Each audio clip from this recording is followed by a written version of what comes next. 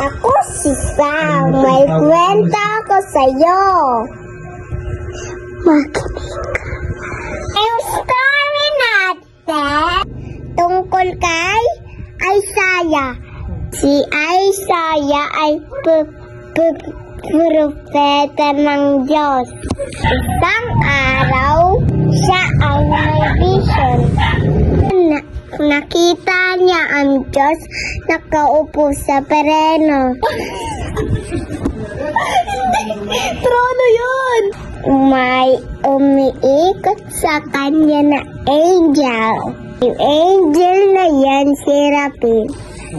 Sabi ng angel, banal-banal ang Panginoon. Natakot si Isaiah, siya ay may kasalanan. Lord, hindi ako karapat-dapat. Yun ang sabi ni Isaiah.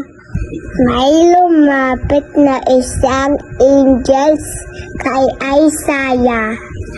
May dala siyang baga na apoy. Hindi po niya sa bibig ni Isaiah. Sabi ng angel, Isaiah, pinatawad na yung kasalanan. Tanong yung Diyos, sino ang pupunta sa mga tao para malaman nila ang gusto ko? Tumagot si Isaiah, Lord, ako! Mula sa araw na yon, pagpatuloy si Isaiah, i-share ang pag-ibig ng Diyos.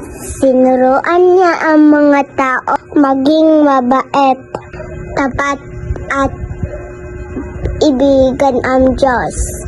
Doon natapos yung story ni Isaiah. Bye-bye! See you next time.